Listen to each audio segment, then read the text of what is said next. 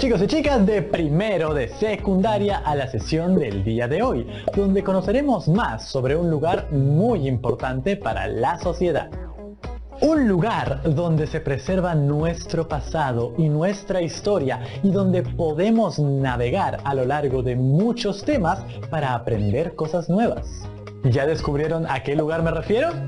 ¡Exacto! A las bibliotecas, lugares que podemos encontrar a la vuelta de la esquina. Y hoy vamos a conocer las más representativas de Lima. Así es, quizás alguna vez hayas requerido de algún texto específico para alguna de tus tareas. Debes saber que el mejor lugar para encontrarlo siempre va a ser una biblioteca. Ahora, como en todos nuestros programas, te voy a dejar unas cuantas preguntas para que puedas resolver mientras ves el video del día de hoy. ¿Lápiz y papel a la mano, por favor?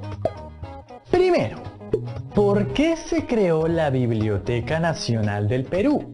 ¿Y por qué se firmó su decreto de creación en 1821? 2. ¿Cuáles son las principales bibliotecas de Lima y qué características tienen? Para resolver a esta pregunta, ten en cuenta la ubicación de la biblioteca.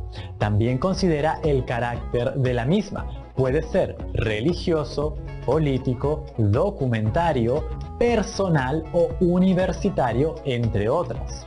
También considera las características de esta biblioteca y no olvides mencionar cuáles son las obras importantes que se guardan en ella. Y por último, ¿cuál es la función de las bibliotecas y por qué son importantes? ¿Lo tienen? ¡Perfecto! Entonces, vamos con el video.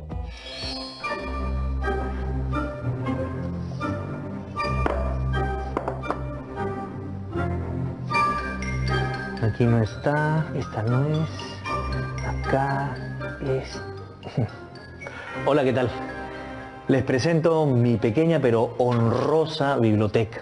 Justo me encuentran buscando a ver dónde está un número de mi colección extraordinaria de condoritos. Quizás se me ha perdido en una mudanza a la vuelta de la esquina. Pero calma, que no pande el cúnico. Yo sé que en nuestra ciudad hay una gran cantidad de bibliotecas con archivos y colecciones de libros y revistas. Bibliotecas municipales, bibliotecas principales, bibliotecas institucionales, hasta privadas. Así que estoy seguro que en alguna de ellas encontraré lo que busco. Y de paso nos enteramos de la historia de las bibliotecas en nuestra ciudad.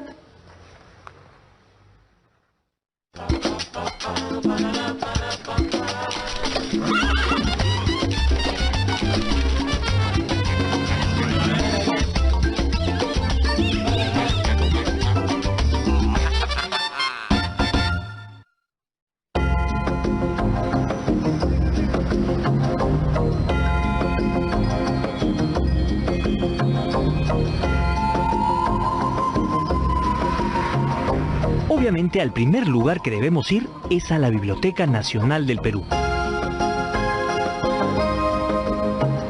A su local antiguo en la avenida Bancay. ¿A quién le debemos esta biblioteca? Pues nada menos que a don José de San Martín, quien la creó por decreto en 1821 bajo la premisa de ser la mejor forma de transmisión de las nuevas ideas de libertad y progreso. Valores que hoy están vigentes y debiera tener presente toda biblioteca.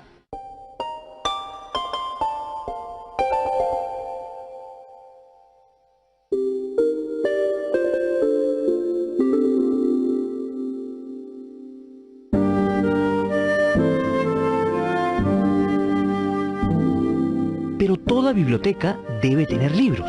Por eso San Martín se aprovechó de otros grandes bibliotecarios, los jesuitas, quienes tuvieron que dejar su biblioteca cuando fueron expulsados en 1767. Su biblioteca se encontraba en el Convictorio de San Carlos, parte de la Universidad de San Marcos. No es casualidad que la biblioteca se encuentre en uno de los solares que perteneció a los jesuitas y en donde funcionó el Colegio Máximo de San Pablo. Aquí también acogieron al italiano Antonio Ricardo, quien introdujo la imprenta en Lima, Todo pues está, de alguna manera, conectado en nuestra ciudad. Su primer bibliotecario fue Mariano José de Arce. Con el tiempo se llegó a acumular importantes tesoros, memorias de virreyes, registros autógrafos del Ejército Libertador, incunables de antes del descubrimiento de América.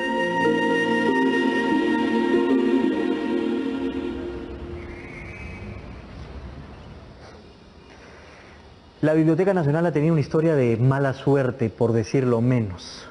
Todo ese gran tesoro se fue perdiendo vez por vez. Casi desde el inicio de sus funciones hubo un gran saqueo. Canterac y sus tropas realistas retoman Lima en 1824 y saquean la biblioteca. Luego, en la ocupación de Lima, las tropas chilenas desmantelan la biblioteca y la utilizan como caballeriza. Sus volúmenes fueron llevados en barco hacia Santiago. Recientemente se han recuperado varios de estos. Pero la gran tragedia ocurrió en 1943, como figura en la primera plana de este diario. El 10 de mayo de 1943 se lee lo siguiente: la Biblioteca Nacional fue destruida por un voraz incendio. Se pierden más de 100.000 volúmenes empastados y unos 40.000 manuscritos. El fuego se produjo minutos después de las 2 de la mañana. Casi todo se perdió. Había que empezar de nuevo, como el ave fénix.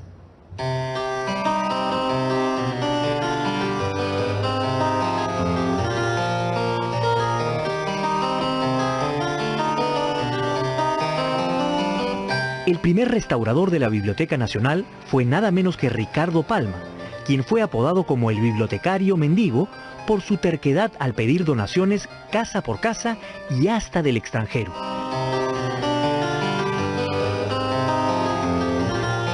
El segundo reconstructor fue don Jorge Basadre, director en la época del incendio que comentábamos. Así, este flamante nuevo local se inauguró en 1947.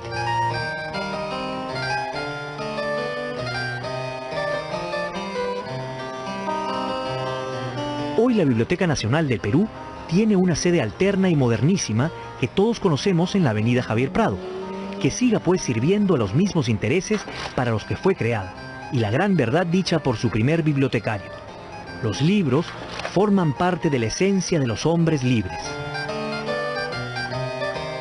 En cuanto a mis intereses, no encontré ningún Condorito, ni en su hemeroteca, que es la colección de revistas y diarios.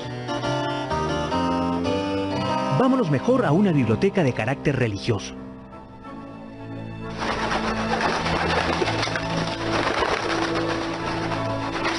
Yo sé que a los curitas les encantan los chistes de Condorito, así que visitamos esta preciosa biblioteca de los franciscanos en su convento.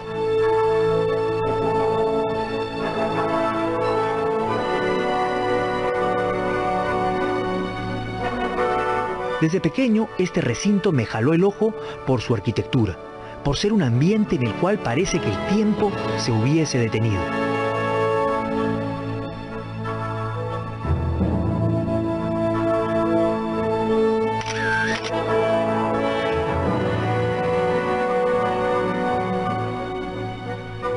Casi que podemos ver la sombra de un hermano franciscano de otros tiempos leyendo algún libro con ilustraciones medievales.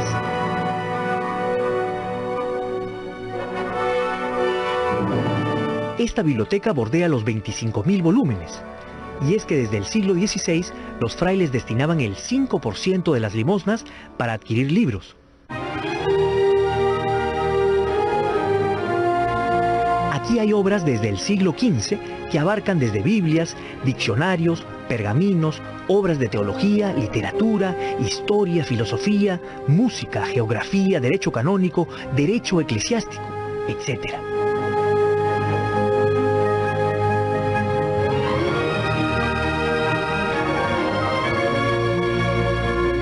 Pero nada del pajarraco que busco.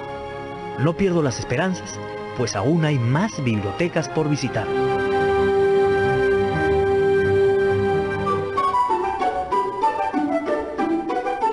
De tanto venir aquí, ya se siente como nuestra segunda casa. Es la Biblioteca Municipal de Lima. Inaugurada en 1945, cuenta con más de 30.000 volúmenes, publicaciones antiguas de la historia de Lima, así como periódicos, revistas, fotografías, planos antiguos y la colección de normas legales desde el siglo XIX. Su mobiliario es también digno de resaltar. Esta hermosa escalera de caracol tallada, estas 4 mesas fraileras que son un mar de mesas, lámparas de bronce, sillas mullidas que son una delicia. Este armario de caoba venezolana, regalo de Caracas a Lima por el 4º centenario de su fundación.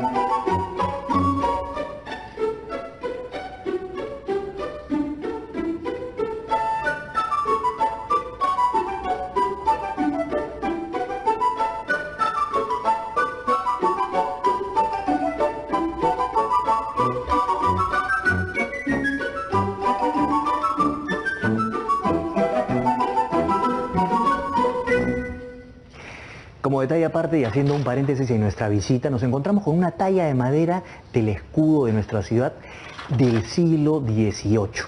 Aquí está. Esta es una talla interesante porque a partir de ese siglo comienzan a haber cambios en nuestro escudo. Por ejemplo, aparece la lima, este fruto que en realidad no tiene nada que ver con la raíz etimológica de la palabra lima. También tenemos las columnas de Hércules, que son el símbolo de los emperadores Habsburgo. Y también se fusionan las 2 águilas en una sola águila bicéfala. Esos son cambios importantes en el escudo de Lima, pero quizás el mito que he escuchado por ahí en mis recorridos es el de que estas no son en realidad águilas, sino gallinazos. Se lo dejo al folclore de la ciudad el explicar la razón de esto, porque de verdad no hay ningún motivo para creer en eso.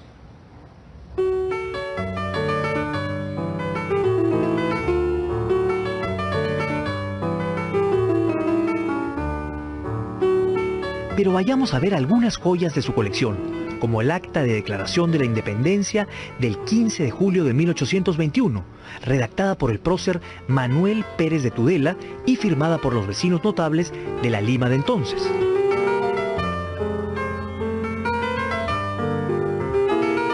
Fue restaurada en Roma en 1979. Toda una gran curiosidad. Y dígame, por curiosidad además, ¿no tiene nada de Coné, Yayita, el perro Washington y compañía? Antes que nos respondan una barbaridad, nos vamos.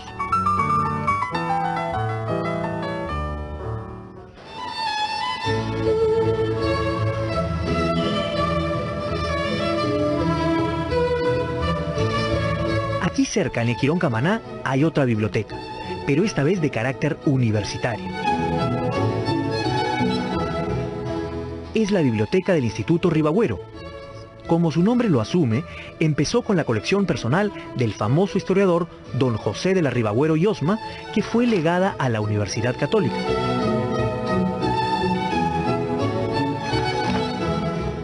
Es una de las bibliotecas más utilizadas por investigadores dedicados al tema peruano y se ubica en la que fue la antigua y hermosa casona familiar de Ribagüero.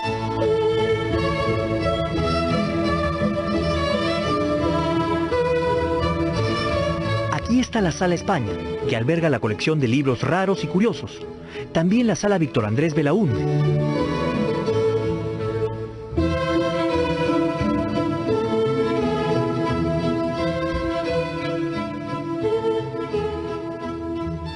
La antigua dirección y antigua capilla en medio de estantes. Junto al primer patio y cerca al ingreso de la casa están las salas Félix de Negri y Guillermo Loman, que reúnen las colecciones pertenecientes a estos renombrados investigadores que fueron miembros del instituto. Hoy en día el fondo bibliográfico alcanza la cifra de más de 80.000 títulos. En la hemeroteca destaca la colección completa del Mercurio peruano, primer diario netamente peruano, y la colección casi completa del diario El Comercio desde 1839, entre otras revistas y periódicos. ¿Y la colección de oro de Condorito? Nones para los preguntones. Quizás a la vuelta tengamos mejor suerte.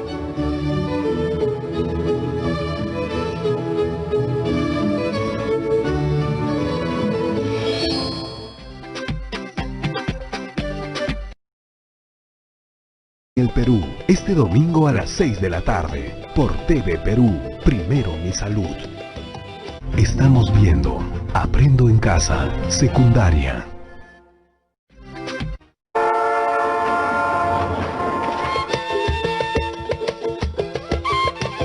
El día de hoy vamos a hablar de un medio de transporte que revolucionó el mundo y que se inventó en el siglo XIX. Tiene una historia fascinante. Ferrocarriles del Perú. De verdad que tenemos un programa impresionante. Sucedió en el Perú, este domingo a las 6 de la tarde, por TV Perú, Primero Mi Salud. Estamos viendo Aprendo en Casa, secundaria.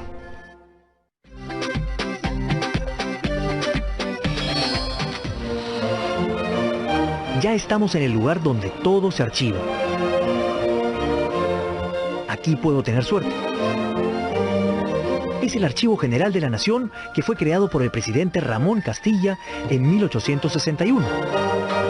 Esta es la sede que tiene el acervo colonial, y hemos venido precisamente en un día especial, el aniversario de los archiveros. Originalmente, acopió los documentos históricos pertenecientes a las antiguas instituciones gubernamentales de la época colonial, así como de documentos y crónicas pertenecientes a las diversas órdenes religiosas y establecimientos públicos que por entonces se conservaban en el convento de San Agustín. Durante la invasión chilena, su acervo fue saqueado y lo poco que había se trasladó a la Biblioteca Nacional. Estos papeles fueron consultados por el propio Palma para leer entre líneas, chismes, datos y líos de los personajes de la colonia. Para 1897, los papeles se encontraban en un estado lamentable, hacinados, sin clasificación aparente, mezclados, mutilados.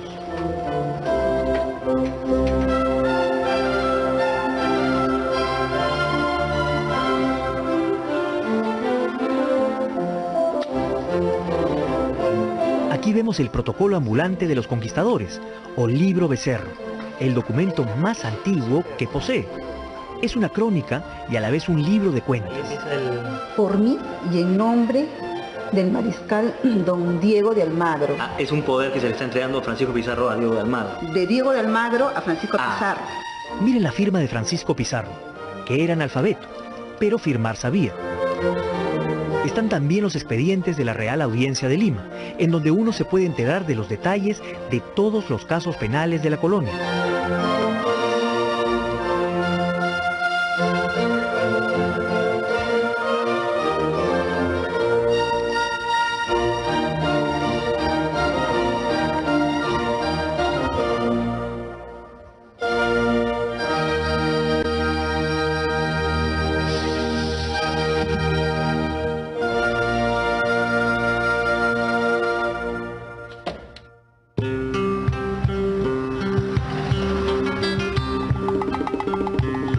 Para 1940, el archivo se trasladó al sótano del edificio del Palacio de Justicia.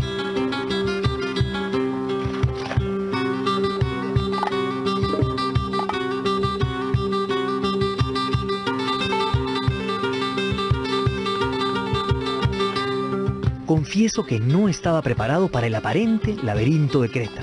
Hasta podría ser un paraíso para Borges. Cuadras y cuadras de archivos de toda época.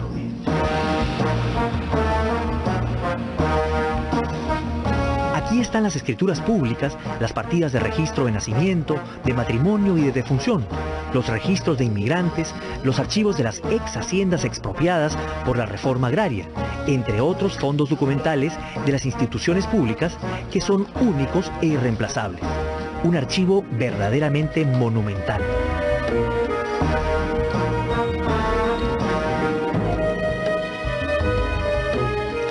Hasta 1874 los registros de matrimonios, nacimientos, defunciones eran hechos por las parroquias de cada distrito en Lima. Pero en 1875 el Estado asume esa función y se crea pues el registro civil. Este es el primer libro. ¿Y quién fue el primer registrado? Fue un nacimiento, el bebé Juan Igreda, hijo, como consta aquí, de don Juan José Igreda, de 24 años, soltero, repartidor de pan. Hijo también de doña Gertrudis Aliaga, de 22 años, soltera, natural de Canta. Impresionante, ¿no?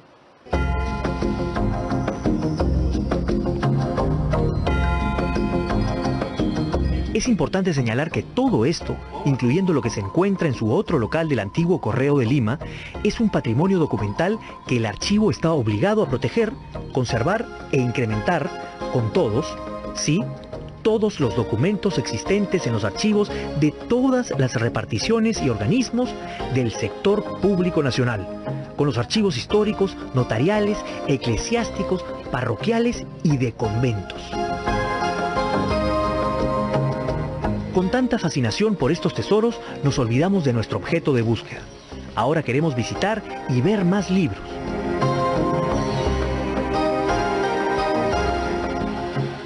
Dentro de todas las bibliotecas representativas que hemos visitado, nos falta una de carácter personal, y por eso nos dirigimos a la impresionante colección de don Fernando de Traseñíes, abogado, escritor, profesor de Derecho de la Universidad Católica y eximio bibliófilo. Si no, miren nomás. Encantado de tenerte aquí en mi biblioteca. Muy amable, muchas gracias. Llamo esto mi convento.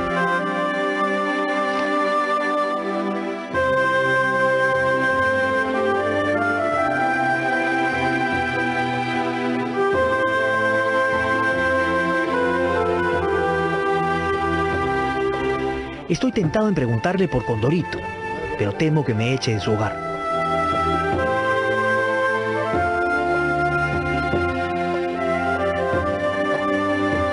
Esta es una biblioteca que cumple solamente los intereses de su propietario, pero a la vez quizás algún día formen parte de la colección de una biblioteca pública. Don Fernando armó su primera biblioteca a los 12 años y aún guarda su primer catálogo. A él lo seducen tanto los temas como el objeto en sí mismo. Es consciente del rol que cumple al comprar y recuperar libros que de otra forma saldrían del país.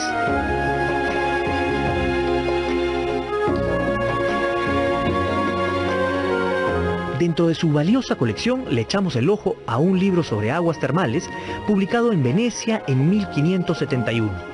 En el que apenas a 40 años del descubrimiento del Perú ya se habla de unas aguas en nuestro país que contienen oro y plata, y la edición de 1608 de El Quijote, por el mismo impresor de la primera edición, Juan de la Cuesta.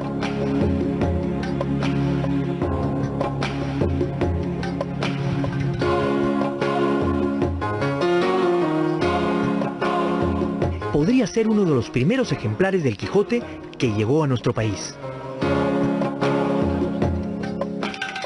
Debemos irnos sin lo buscado bajo el brazo, pero con la mente y el corazón llenos de sabiduría.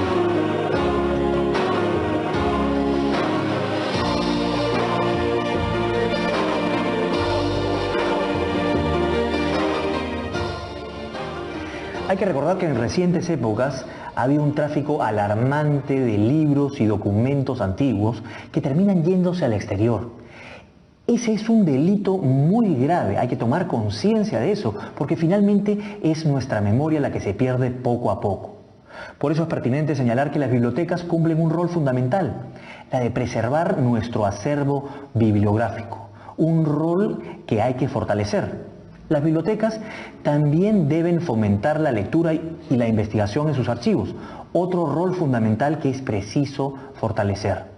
Por eso, anímese en visitar una biblioteca, amístese con los libros y la lectura. Las bibliotecas no son espacios fríos, son espacios vivos de cultura. Por lo pronto, yo en este recorrido me he encontrado con tantos buenos libros que ya me olvidé del Condorito faltante, pues. Sigo culturizándome. Vaya, ¿con qué fin tan noble se creó la Biblioteca del Perú, no creen? Sustentándose en la premisa de compartir las nuevas ideas de libertad y progreso. Y qué interesante que la Biblioteca Nacional del Perú naciera a la par que la República del Perú. Hasta el propio San Martín firmó su decreto de creación, porque él sabía perfectamente que los pilares de una nueva nación debían ser el conocimiento y la educación.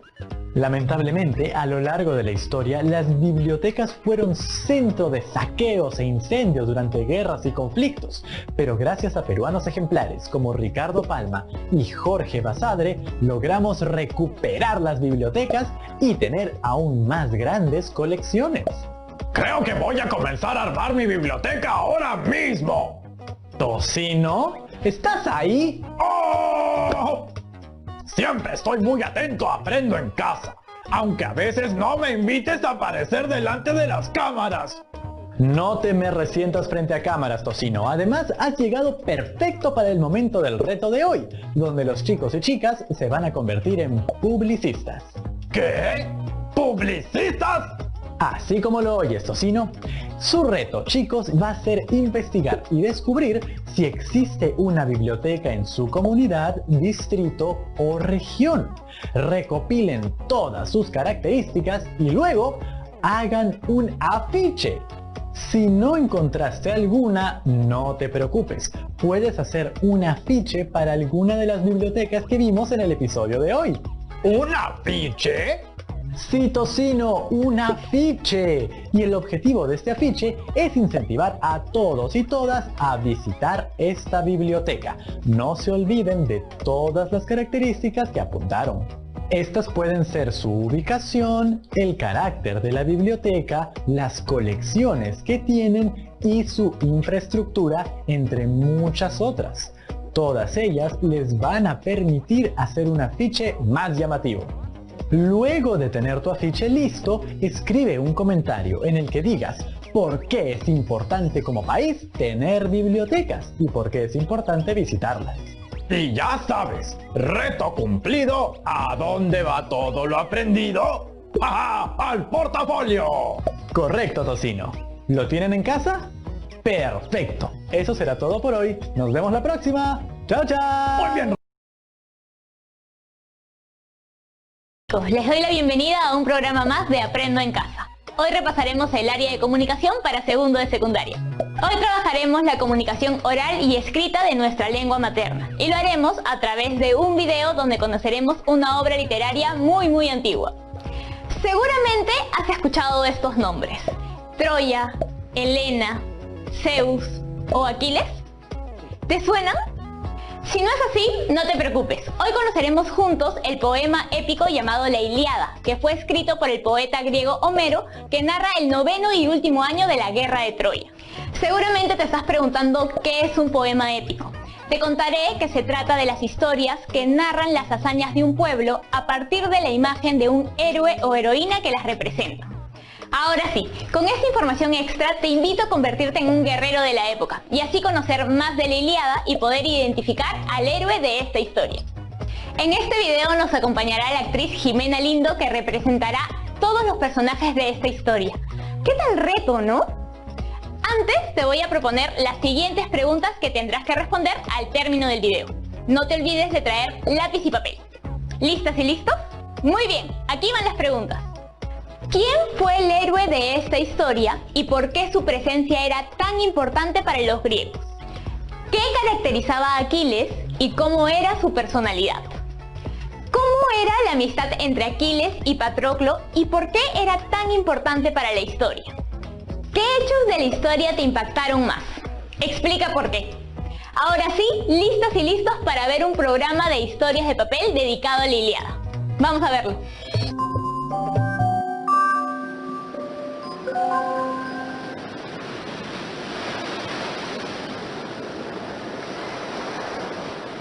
Canta, oh musa, la cólera de Aquiles, cólera que trajo infinitos males a los griegos y precipitó al Hades numerosas almas de héroes, volviéndolos presa de perros y pasto de aves, desde que empezó la contienda entre el átrida Agamenón y el divino Aquiles.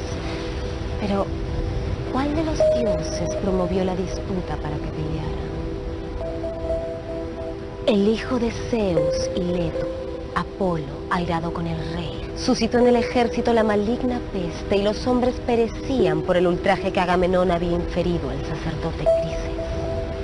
Así tendría su origen la legendaria cólera del divino Aquiles, semejante a los dioses, acaecida durante el 9º año del sitio de los griegos a la mítica ciudad de Ilión, más conocida con el nombre de Troya.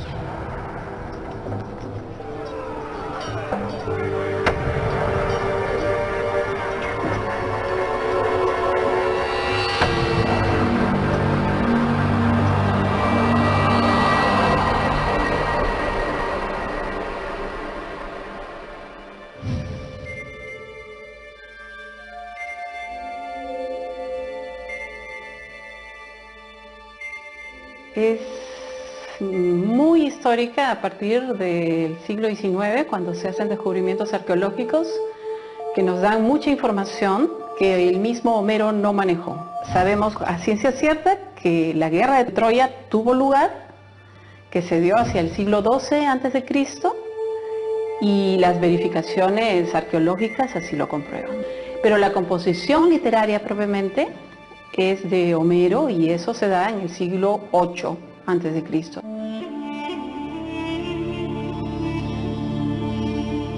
Hay científicos o historiadores que te dicen que es una leyenda, hay otros que te dicen que es un hecho histórico y que incluso han demostrado el lugar exacto de la ciudadela de Troya. Entonces hay datos verdaderos y hay otros datos que simplemente adornan una historia cuyo objetivo es más que todo educar a los griegos de la época, especialmente a la aristocracia, ¿no?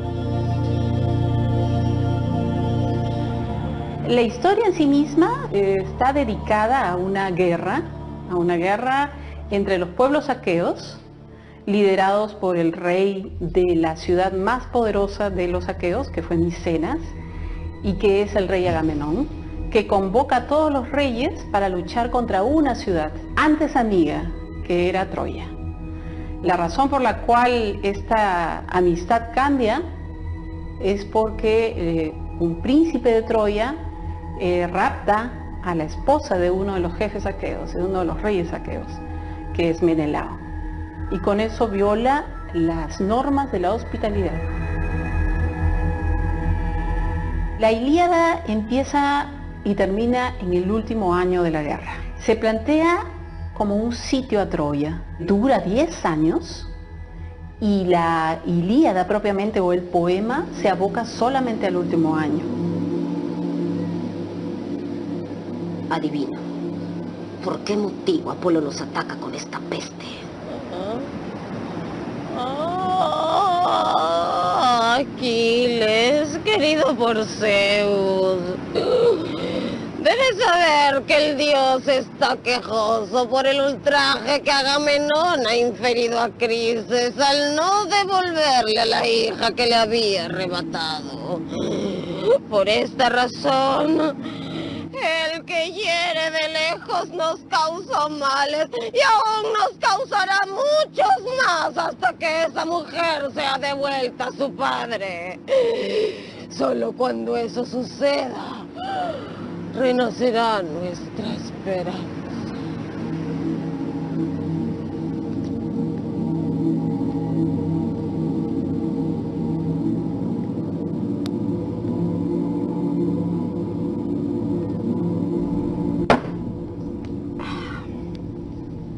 Yo, Agamenón,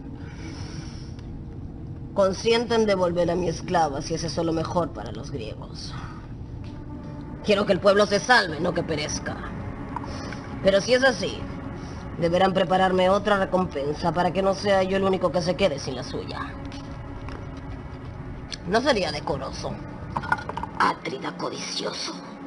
¿Cómo podrían darte los griegos otra recompensa si todo lo obtenido en el saqueo a las ciudades ya fue repartido? Entrega a la joven que Apolo reclama para acabar con esta peste y no pongas excusas. Aunque seas valiente, Aquiles, no podrás burlarme ni persuadirme. ¿Acaso ¿Crees que para quedarte con tu recompensa deba yo entregar la mía y por eso me aconsejas que la devuelva? Pues si es así, los magnánimos griegos tendrán que otorgarme otra esclava según mi deseo y que sea equivalente. Y si no lo hacen, entonces yo mismo me apoderaré de la tuya. O de la de Ajax o la de Odiseo, aunque monte en cólera cualquiera a quien yo me dirija. ¿Te queda lo suficientemente claro?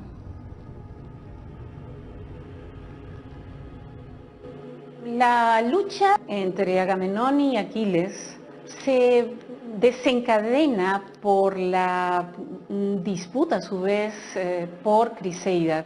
Esto es lo que va a causar la gran ira de Apolo sobre los aqueos, que va a hacer desatar una peste y disparar flechas de fuego. De manera que Criseida tiene que ser devuelta. Eso lo tiene muy claro Agamenón.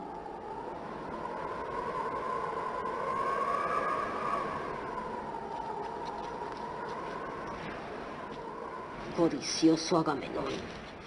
No he venido a pelear obligado por los troyanos, porque en nada me hicieron daño, sino que te seguimos a ti, grandísimo insolente, para darte el gusto de vengar lo que los hijos de Troya hicieron a Menelao. Y aún así amenazas con quitarme la recompensa que por mis grandes fatigas me dieron los griegos. Jamás el botín que he obtenido igual al tuyo, por más que la parte más pesada de la guerra la sostienen mis manos. Así que, por lo que a mí respecta, abandonaré esta inútil guerra y volveré a mis naves. Pero antes te hago este juramento. Algún día, los griegos todos echarán de menos a Aquiles. Y tú, aunque te aflijas, no podrás socorrerlos cuando muchos sucumban y perezcan a manos de Héctor, matador de hombres.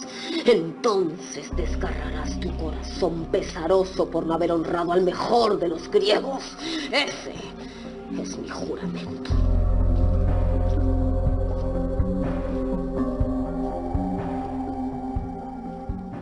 Huye pues, si tu ánimo así te lo incita. No te ruego que por mí te quedes. Tengo otros a mi alrededor que me honrarán.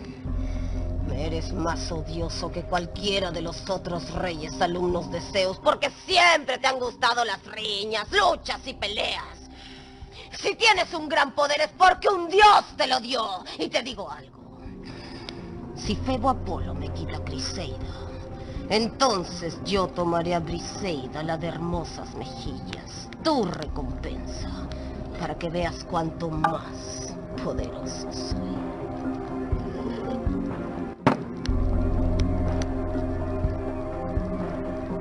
Dentro del corazón y la mente del divino Aquiles, dos acciones posibles se debatían.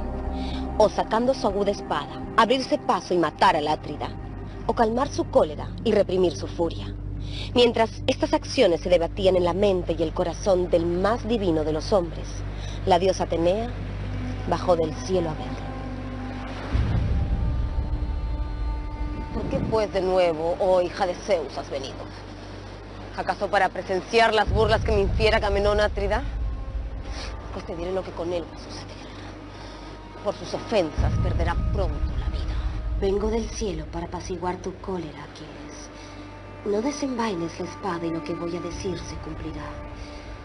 Por este ultraje se te ofrecerán un día triples y espléndidos presentes, pero por ahora domínate y obedécenos, o hechos aún más terribles que los que han acontecido sucederán.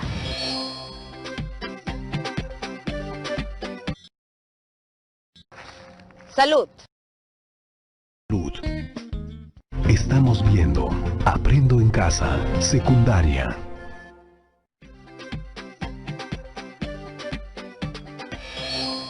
Al día siguiente, y contra su voluntad, fueron los heraldos mensajeros de Agamenón cruzando la orilla del estéril mar. Llegaron a su destino y encontraron al divino guerrero cerca de su tienda y de su nave. Al verlos Aquiles, no se alegró. Ellos se turbaron y se quedaron de pie, inmóviles, sin decir ni preguntar nada. El héroe se dio cuenta de esto y les dijo: «Salud, heraldos mensajeros de Zeus y de los hombres. Acérquense, que no son ustedes los culpables, sino Agamenón, que se quiere llevar a la joven Briseida». Entonces vino Patroclo, el más querido de los hombres que lo rodeaban, trayendo a la joven para que se la llevaran. hecho el intercambio.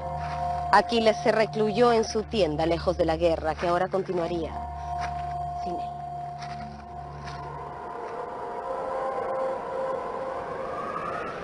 Aquiles es el héroe más importante de la Ilíada. Para los soldados, la presencia de Aquiles inclinaba la balanza a su favor. Se sentían seguros. Simplemente contemplarlo pelear es un placer para los soldados, además de la seguridad de tenerlo consigo. Es decir, Aquiles es el conductor de la guerra y simbólicamente significa el más poderoso desde el punto de vista bélico. El personaje de Helena es un personaje fascinante porque efectivamente es una mujer muy bella, es la más bella de la tierra, según lo describe el mito. El valor que tiene la belleza para los griegos es indiscutible. Cuando llega a Troya, hay una reacción ambigua en la misma Troya. Un grupo de troyanos, encantados con su belleza, la recibe con toda la gloria que se merece una reina, impactados por la belleza de Helena. Pero hay otro grupo que está muy descontento porque saben lo que las consecuencias que va a traer Helena hacia Troya. El papel de ella cambia completamente. Ahora ella es esposa de París.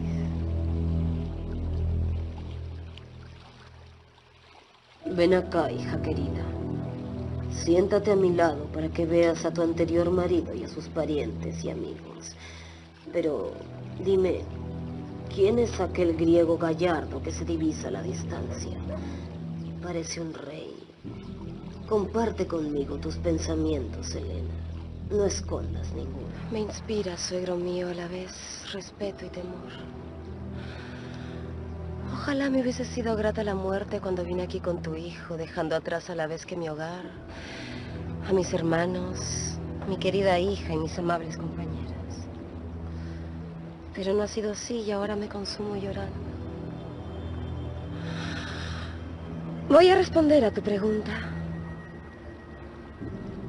Ese que ves ahí es Agamenón Átrida. Buen rey y esforzado combatiente, que fue cuñado de esta desvergonzada si todo no ha sido un sueño. El otro que está a su lado es el hijo de Laertes, el ingenioso Ulises, tan hábil en urdir engaños de toda especie como en dar prudentes consejos.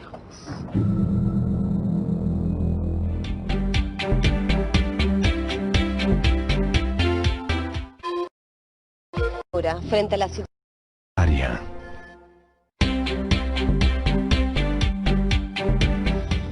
Hay en la llanura, frente a la ciudad, una excelsa colina aislada de las demás y accesible por todas partes, a la cual los hombres llaman Batiea.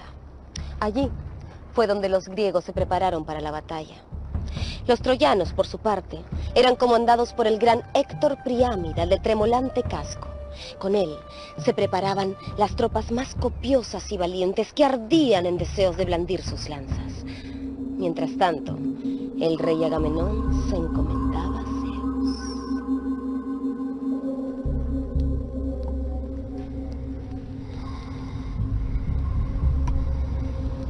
a Zeus, gloriosísimo máximo que amontona las nubes y vives en el éter.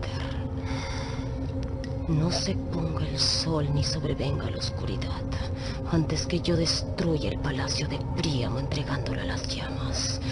Rompa con mi lanza la coraza de Héctor en su mismo pecho y vea a todos sus compañeros con la boca en el suelo y mordiendo la tierra.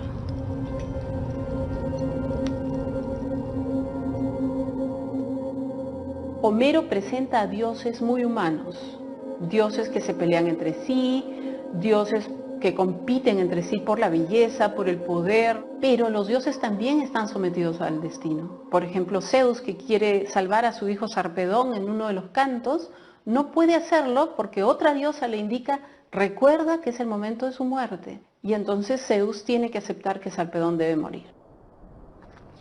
El Átrida y los reyes griegos, alumnos de Zeus, hacían formar a los soldados acompañados por Atenea, la de ojos de lechuza.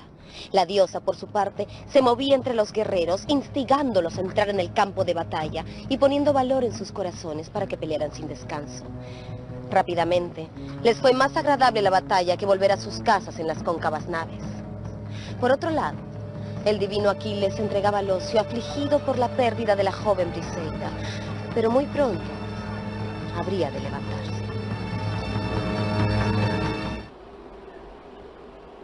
Cuando los dos ejércitos llegaron a juntarse frente a las murallas de Troya, chocaron entre sí los escudos, las lanzas y el valor de los guerreros armados con corazas de bronce. Al aproximarse los escudos se produjo un gran tumulto. Allí se oían simultáneamente los lamentos de los moribundos y los gritos de los matadores, mientras que de la tierra brotaba sangre. Al amanecer, en tanto iba aumentando la luz del sagrado día, los dardos alcanzaban por igual a unos y a otros, y los hombres caían como moscas.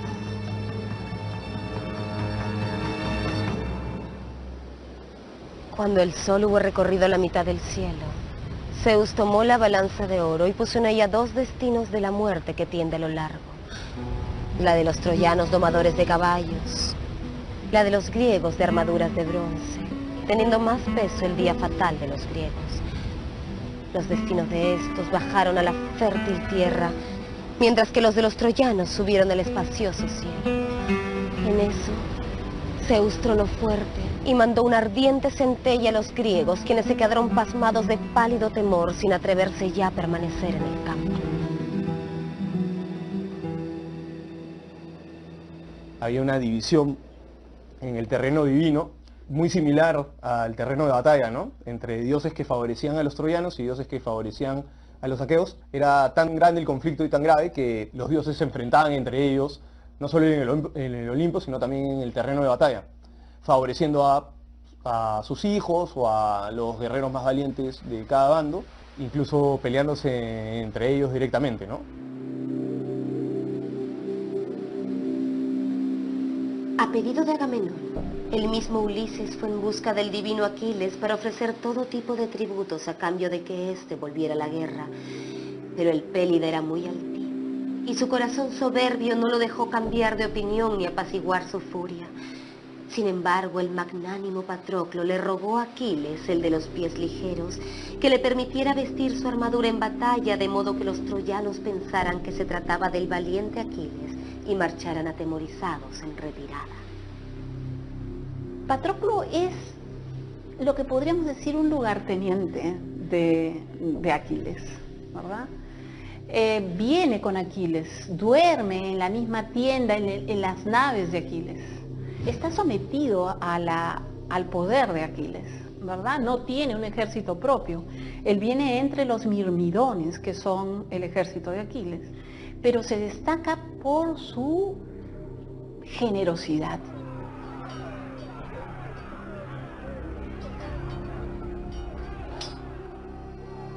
Patroclo enfrentó furioso a los troyanos. 3 veces los acometió cual si fuera el rápido Ares, y 3 veces mató a 9 hombres. Y cuando semejante a un dios arremetiste, oh Patroclo, por 4ª vez, se vio claramente que ya llegabas al término de tu vida, pues el terrible Febo salió a tu encuentro en el duro combate y permitió que Héctor de Troya, matador de hombres, acabara con tu vida.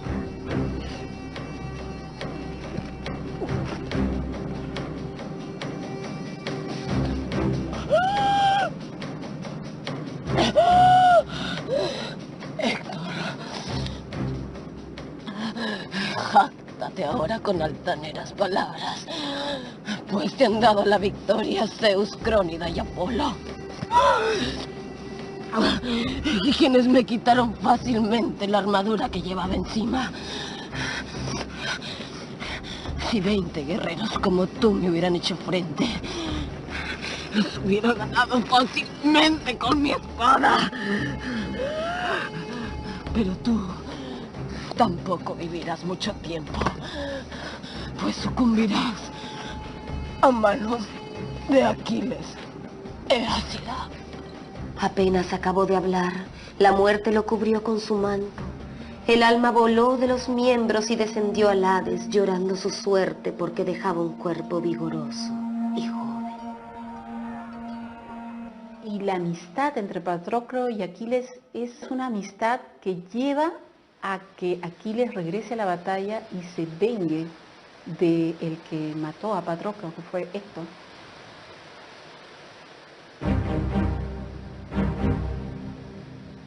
Tras llorar a Patroclo, Aquiles vistió las armas que su madre Tetis mandó confeccionar con Hefesto y se dispuso a matar a todos los troyanos que se cruzaran en su camino. Una vez frente a frente, Aquiles pensó en causar daño a Héctor, quien estaba protegido por la armadura que le había quitado a Patroclo después de su muerte. Al descubierto, este solo tenía el lugar en el que la clavícula separa al cuello de los hombros y la garganta, que es por donde más pronto sale el alma. Fue por ahí que Aquiles le clavó la lanza, que entró por el delicado cuello saliendo por la nuca, pero no le destrozó la garganta para que pudiera decir algo y responderle. Héctor cayó al suelo, y Aquiles se jactó de su triunfo diciendo: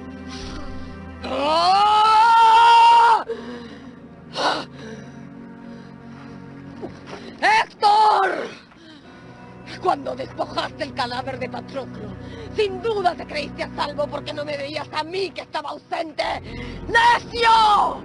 Quedaba yo como vengador mucho más fuerte que él y ahora te tengo de rodillas. A ti te despedazarán vergonzosamente los perros y las aves, mientras que a Patroclo los griegos le rendirán honras fúnebres.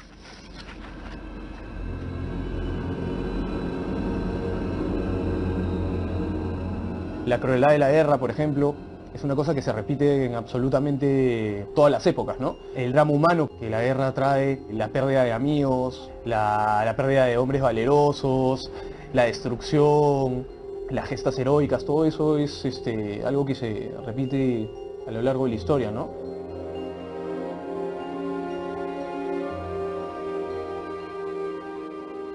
Es un poema en el que, a pesar de ser un poema guerrero y de hablar de héroes guerreros, de guerreros magníficos, sabemos que la guerra siempre se pone en segundo lugar, si es que hay que cumplir algún valor superior a la guerra.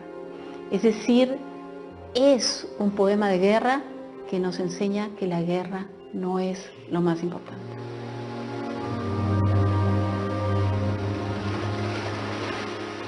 Solo con la muerte de Héctor quedó saldada la ausencia de Patroclo.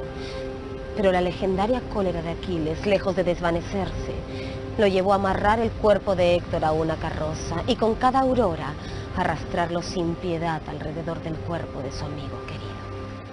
Entonces, vino una noche a su encuentro el alma del mísero Patroclo, quien colocándose sobre la cabeza de Aquiles le dijo estas palabras: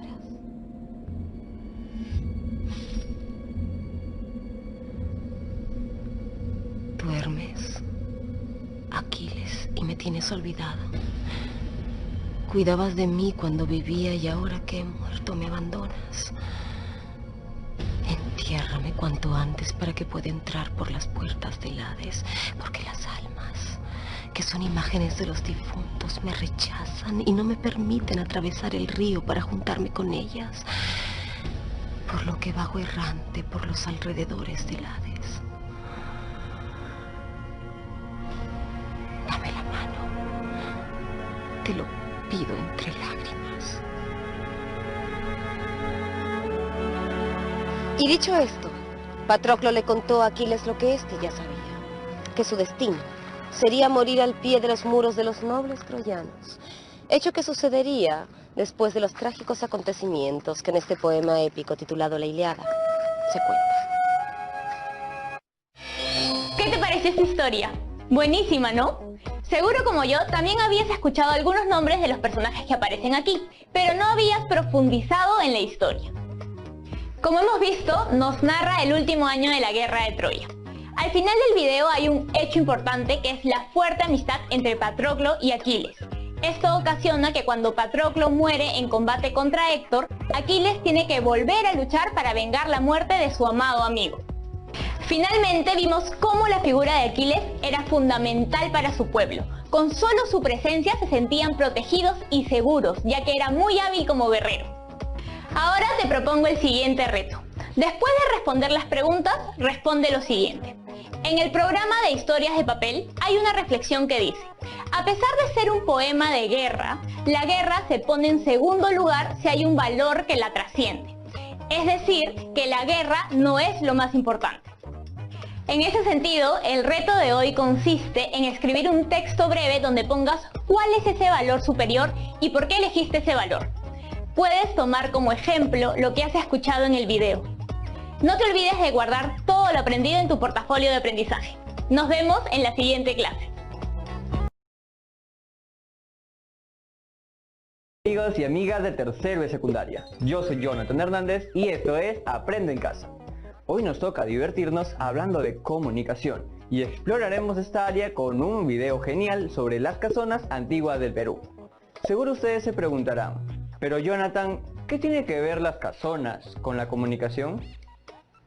Pues les diré que tiene mucho que ver. ¿Alguna vez se han puesto a pensar de qué manera la arquitectura y la distribución de los espacios dentro de una casa hacen que una familia se comunique? Interesante, ¿no? El comedor, por ejemplo, es un espacio para compartir y usualmente es uno de los espacios más grandes de la casa, porque debería poder acoger a todos los miembros de la familia. Y claro, existen también otros ambientes más pequeños que han sido pensados para usos más personales, como los dormitorios. Pero bueno, no nos desviemos del tema. Es interesante ver cómo han ido cambiando las casas a través del tiempo, como eran antes y como son ahora. ¿De qué creen que depende eso? Lo vamos a ver con un video, pero antes saquen su lápiz y papel para anotar las siguientes preguntas. Primera, ¿qué características tienen las casonas de cada región? Segunda, ¿en cuál de las casonas que vamos a ver se alojó Simón Bolívar? Y tercera, ¿cuál es la casona más antigua de las mostradas en el video? ¿Ya anotaron todo? Entonces vamos con este especial del programa A la Vuelta de la Esquina. Adelante con el video.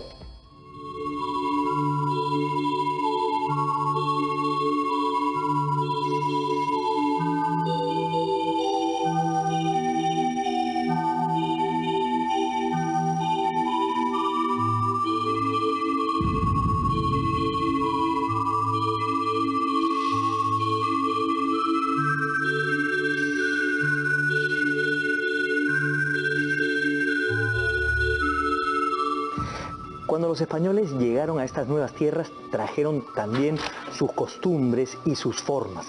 Formas expresadas, por ejemplo, en el vestido y sobre todo en la vivienda, que se transformó en lo que nosotros llamamos las casonas.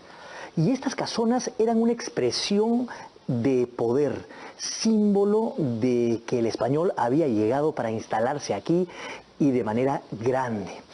Casonas que se exhibían hacia afuera como fortalezas inexpugnables, pero dentro también tenían una vida íntima y apacible, una vida de autosostenibilidad también.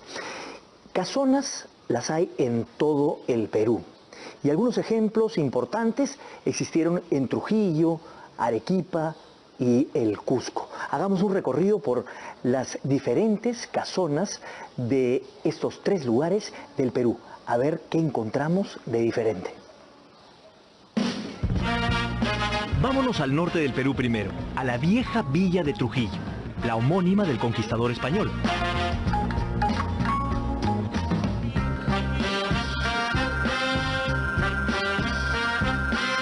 Veremos así, agrupando casonas y ciudades, el carácter de cada casona adecuada a la ciudad. El espíritu de una ciudad es su arquitectura, y diría que viceversa también. Una ciudad le da espíritu a su arquitectura.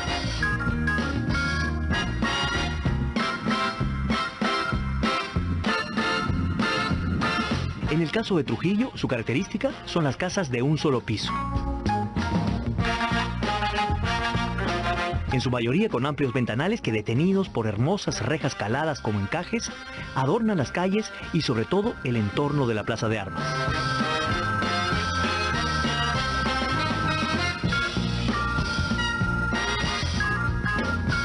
Según Héctor Velarde, Trujillo era una ciudad de lujo y reposo, en donde las grandes casonas tenían un aire rural, pero a la vez un alarde suntuoso.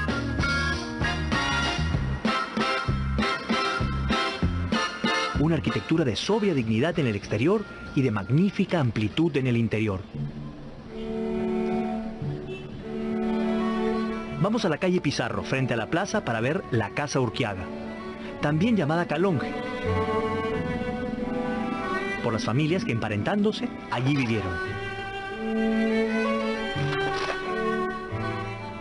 Si bien el terreno data de inicios de la fundación y le perteneció al primer alcalde ordinario de la ciudad, quien fuera también fundador de la misma, don Rodrigo Lozano, la casa como tal responde a una remodelación en estilo neoclásico de finales del siglo XIX, hecha por doña Josefa de Ochaita y Urquiaga, viuda de Calonge, quien la dotó de una nueva fachada con una portada de madera y le añadió balcones de antepecho. Aquí se alojó Simón Bolívar a su paso por Trujillo, dictando leyes. Esta sopera y panera son una prueba de ello.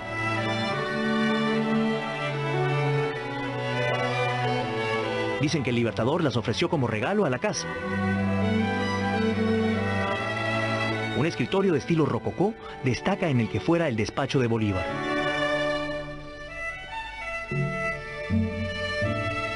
Además, una hermosa pileta de mármol enmarca un patio de pequeñas pero inspiradoras dimensiones.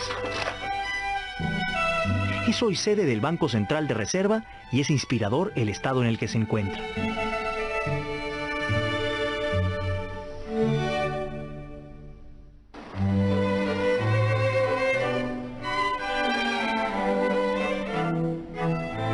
Ahora centremos nuestra vista en el llamado Palacio Iturregui, llamado así por ser la casa que el prócer de la independencia, don Juan Manuel de Iturregui, construyó con todo lujo en 1841.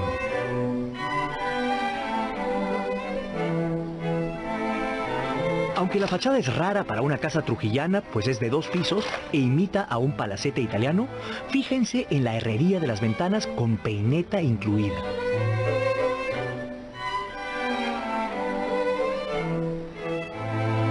Por dentro, la casa respeta el trazado y la decoración de una casa señorial trujillana. El detalle es la columnata del segundo piso, una joya que jamás hemos visto en otras partes.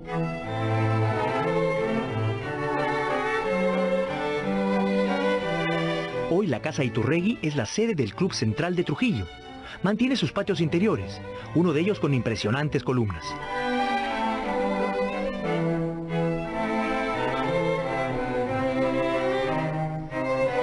El palacio es un esmero de refinamiento, gracias a su buen cuidado y a las labores de restauración realizadas frecuentemente.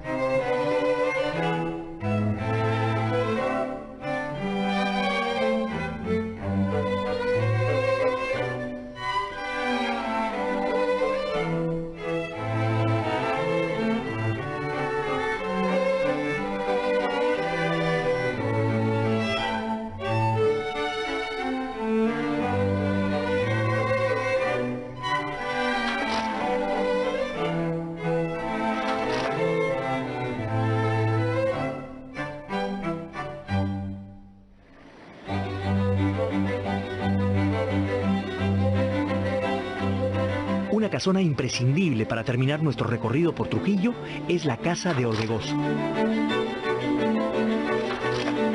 Ubicada en la plazuela de San Agustín.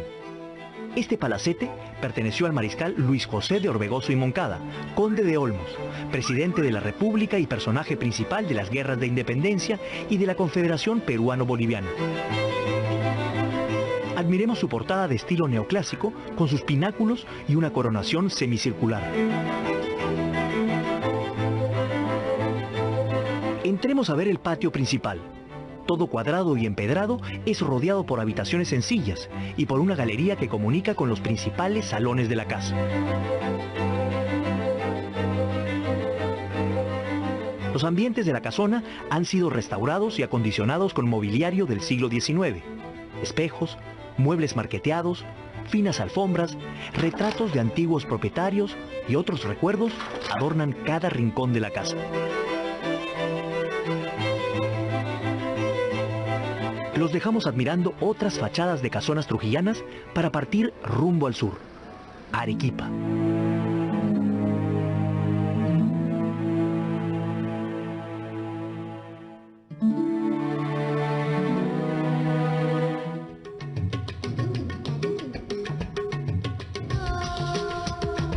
Si en Trujillo la reja es ley, en Arequipa el sillar es rey. Una piedra volcánica que le da un aire etéreo a Arequipa.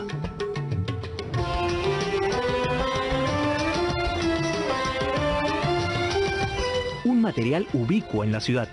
Es moldeable en extremo y juega con las luminosidades del sol de sierra, dándole a fachadas e interiores un claroscuro barroco.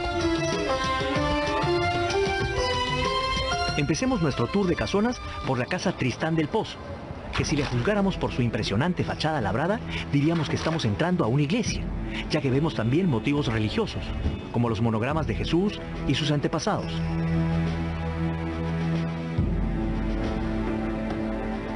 Tiene como fecha probable de su construcción 1738, y se le conoce también como Casa Ugarteche o Ricketts, por sus eventuales dueños. Al entrar a su patio y recorrerla, tomamos la palabra del viajero francés Marcoy, quien estuvo a mediados del siglo XIX por aquí.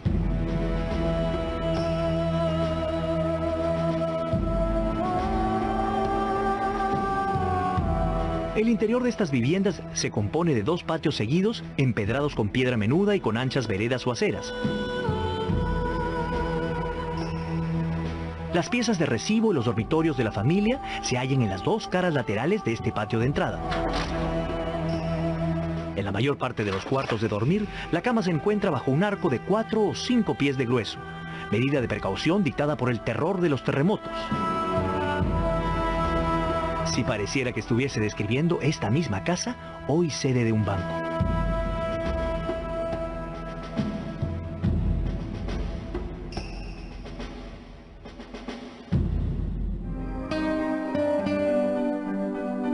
Casa muy distinta por ser neoclásica, de 2 plantas y sobria en el uso del sillar, es la Casa Goyeneche, en la calle La Merced. Falsas pilastras dóricas nos reciben en la fachada.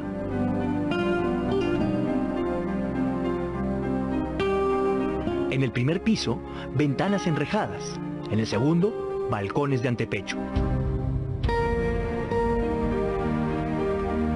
Fue palacio arzobispal perteneciente a José Sebastián de Goyeneche y Barreda, obispo de Arequipa y arzobispo de Lima. Allí su escudo eclesial en la fachada. Originalmente fue la casa familiar comprada por su padre y reedificada íntegramente bajo la moda de 1840.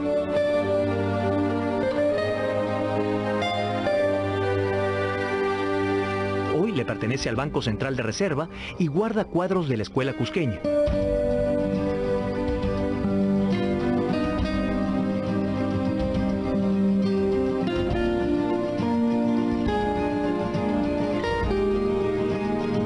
Los ambientes, sobre todo la que fuera la huerta posterior, son hermosos.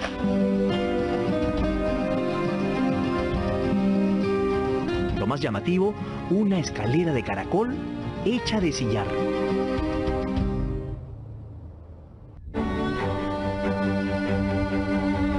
Ya en la cada vez más desaparecida y proverbial campiña arequipeña, encontramos otra de las propiedades goyenechinas, llamada la Mansión del Fundador.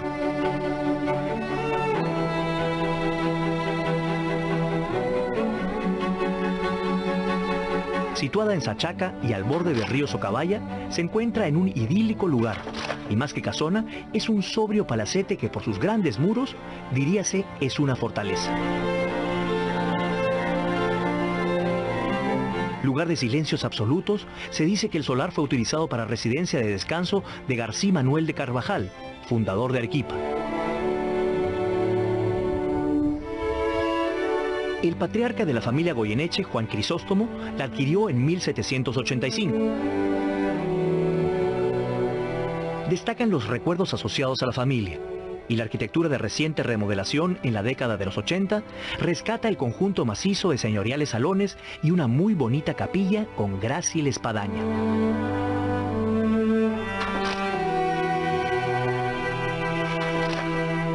Así, hipnotizados, nos vamos despidiendo de Arequipa y su aire inmovilizado por el sillar para ir al Cusco.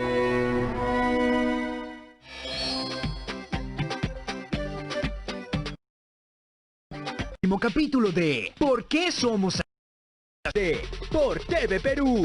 Primero mi salud. El distanciamiento social cambió nuestros hábitos de manera repentina y es normal tener diferentes reacciones ante esta situación. Evita enojarte, juzgar o criticar, porque las emociones son naturales y necesarias, pero debemos aprender a manejarlas. Conversa con tus hijos e hijas sobre lo que sienten al quedarse en casa y lejos de sus amigos. Y lo más importante, anímalos a seguir aprendiendo en casa. Juntos lo lograremos. Gobierno del Perú. El Perú primero. Estamos viendo Aprendo en Casa, secundaria.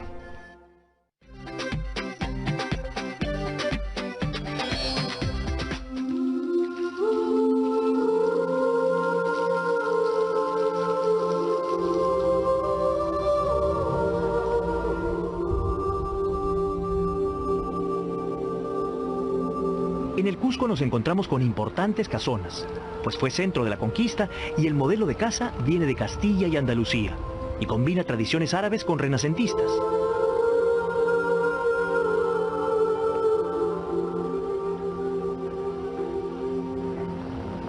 Pero no se siente que tenemos un aire sevillano en sus calles, pues la arquitectura inca y sus detalles subyacen en su base.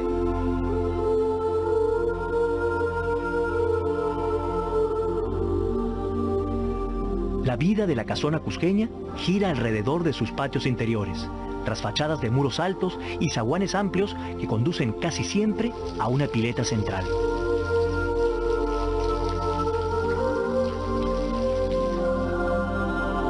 Ideas árabes y renacentistas flotan en medio de los Andes.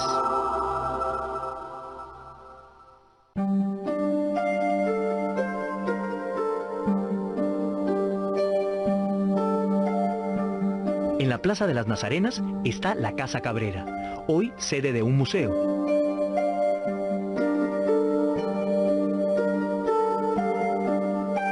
Jerónimo Luis de Cabrera y Cerda, uno de los dueños, dejó su escudo en la puerta. La casa ha sufrido innumerables cambios de uso, entre ellos vivienda, convento y escuela.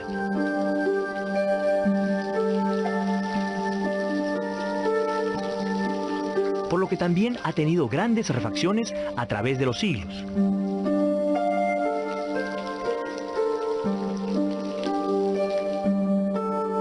Su primer propietario, el conquistador Alonso Díaz, dejó la portada de transición inca colonial que hasta hoy sobrevive.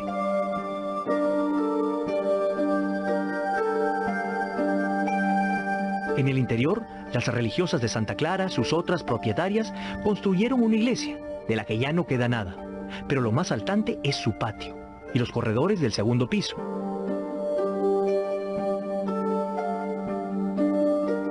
Una posterior innovación en las casonas coloniales del Cusco.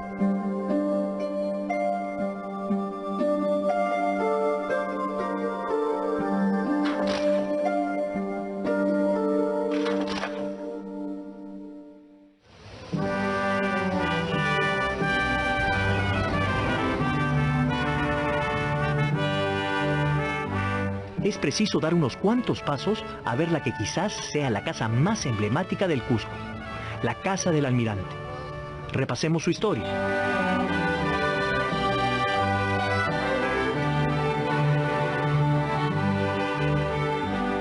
Inicialmente la ubicación le tocó en prenda al mismísimo Diego de Almagro. Así se demuestra que este emplazamiento sería uno de los más importantes de la ciudad.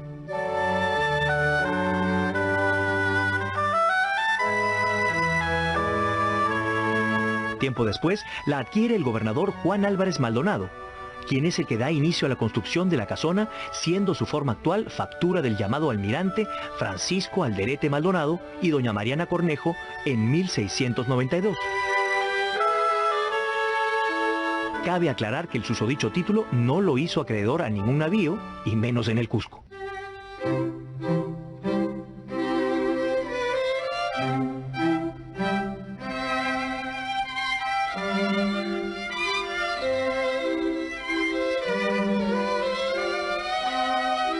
termina la casa siendo propiedad del cabildo eclesiástico y alojó a personalidades como el último virrey del Perú, don José de la Serna, y al general Andrés de Santa Cruz durante la Confederación Peruano-Boliviana. Es hoy el Museo Inca de la Universidad San Antonio Abad. Tiene arcos de ladrillo sobre columnas de piedra en sus 4 lados. Y según el arquitecto samanés, el conjunto expresa la influencia de la última etapa del Renacimiento y con más precisión del plateresco español, notorio en la ventana de ajimez que engalana la esquina de las 2 fachadas. Y ahí está el detalle.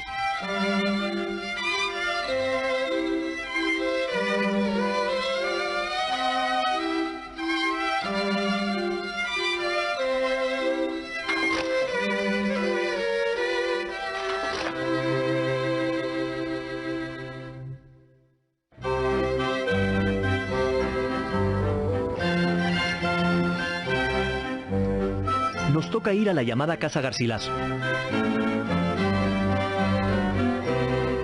pues fue la casa paterna del famoso Inca Garcilaso de la Vega, donde el autor de los Comentarios Reales nació.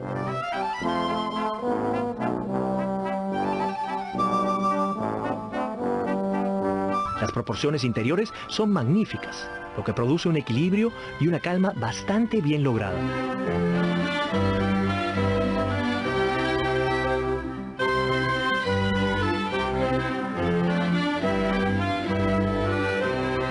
Sentimos que es una casa cusqueña por excelencia, aunque también los años, las modas, los terremotos y las remodelaciones han cambiado su sentido original.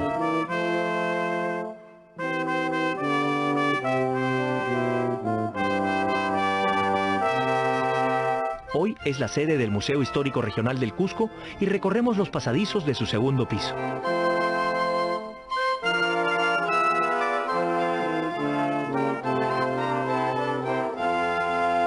En uno de sus salones nos sorprende un techo artesonado de estilo mudéjar muy antiguo.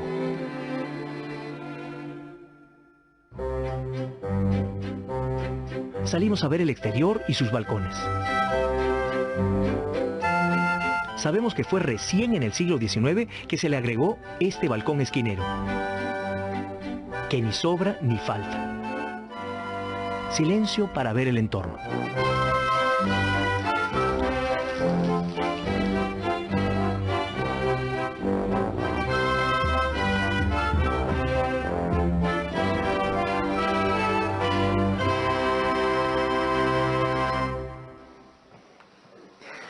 Hay que recordar que una casona no es algo que se haya quedado estático en el tiempo. Es el reflejo de las modas, de los tiempos y también de remodelaciones posteriores. Una casona es un sitio por el que han vivido bastantes generaciones. Y por lo tanto, una casona es como el caldero de estas influencias que se han fusionado para formar algo único. Y ese algo único es la casona peruana. ¡Qué hermosas casonas! ¿Se imaginan vivir en una de ellas? Con esos patios gigantes. Ahí podría jugar con mis primitas y con mis sobrinitos. ¿Por qué harían esos espacios tan grandes? ¿Para que entren las carrozas con los caballos? ¡Ah, ya sé! Seguro, ahí era donde tomaban sol en verano. O nada que ver. ¿Qué creen ustedes? Bueno, chicas y chicos, ya estamos llegando al final del programa y como siempre es momento de plantearles el reto de hoy. Les voy a dar 2 opciones y ustedes pueden elegir una de ellas y desarrollarla. Opción 1. Investiga sobre las casas antiguas del Perú y las de alguna ciudad europea o asiática. Luego haz un cuadro comparativo y detalla las diferencias entre ellas. Y opción 2. Investiga cómo eran las viviendas de los antiguos peruanos antes de la colonia y escribe un texto descriptivo en el que des cuenta de ello. Recuerda que puedes compartir tus trabajos con algunos amigos, amigas, primos, tías o algún familiar. Es importante que registres tus trabajos y lo guardes en tu portafolio. Así tendrás las evidencias de tu aprendizaje. Recuerda también lavarte las manos con agua y con jabón por al menos 20 segundos y si vas a salir a la calle que sea solo cuando sea necesario, usando tu mascarilla y respetando el metro de distancia. Eso fue todo por hoy en Aprendo en Casa. Ser o no ser, he ahí el dilema. ¿Les suena? Seguro que sí. Pertenece a la tragedia teatral Hamlet, escrita por William Shakespeare, quien vivió en Londres entre los siglos XVI y XVII y nos dejó muchas obras clásicas que ahora forman parte del patrimonio cultural de la humanidad. Obras como Otelo, Romeo y Julieta, El Rey Lear y muchas otras que seguro han escuchado. Shakespeare fue considerado un genio de la escritura teatral y en sus obras fue capaz de reflejar sentimientos y comportamientos con los que todas las personas podemos identificarnos, como el amor, la cólera, los celos, la ambición por el poder, el deseo de venganza y la incertidumbre. Estos dos últimos precisamente abundan en Hamlet, y este es el capítulo de Historias de Papel que veremos el día de hoy. Entonces, traigan su pluma y su tintero para apuntar las siguientes preguntas. Primera pregunta: ¿cuáles son las diferencias entre los personajes de Hamlet y Horacio? Segunda pregunta: ¿por qué crees que se menciona que la obra de Shakespeare es atemporal? Tercera pregunta: ¿cómo era el trato de Hamlet hacia Ofelia? ¿Por qué crees que era de esta manera? Ahora sí, tercera llamada, que comience la función.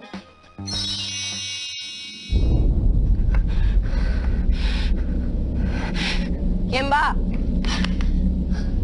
Respóndeme a mí primero. ¡Detente, revela quién eres! ¡Vive el rey! ¿Bernardo? ¡Soy! He venido con Horacio. ¿Tuviste buena guardia esta noche? Ni un ratón se ha movido. ¿Y se ha vuelto a aparecer la cosa esa? Yo no he visto nada. Horacio no cree que hayamos visto ya 2 veces ese fantasma. Por eso lo convencí de que se venga con nosotros a hacer la guardia. ¡Miren! ¡Ahí viene!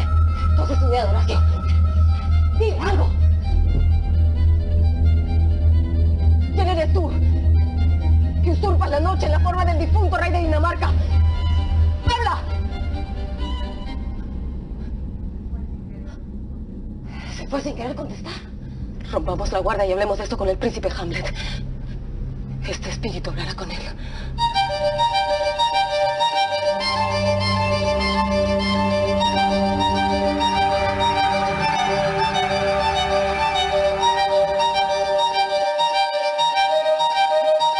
La tragedia de Hamlet, príncipe de Dinamarca, es el título de una de las obras más conocidas y representadas del dramaturgo inglés William Shakespeare, quien la habría escrito alrededor del año 1600 después de Cristo. Para comenzar a hurgar en algunos de sus secretos, hemos decidido ir en busca de un director que la montó hace algunos años, Alberto Isola. Hamlet es una obra fallida. ¿Cómo así? Él quiso escribir una tragedia de venganza. En la época de Shakespeare había un género que se llama Revenge Tragedy. Era una obra donde alguien se vengaba y había un montón de cadáveres. Entonces a la gente le encantaba ver eso. Ajá. Eso era, y empezó a trabajar sobre esta historia que sucedía en la época de los vikingos, porque supuestamente sucede en la época de los vikingos. Lo que pasa es que Shakespeare se enamoró del personaje, lo convirtió en otra cosa y se olvidó de la Revenge Tragedy. Entonces es una obra extraña, porque por un lado esta cosa de la venganza avanza, pero por otro lado tienes este personaje que se sale de esa historia, y eso me parecía fantástico.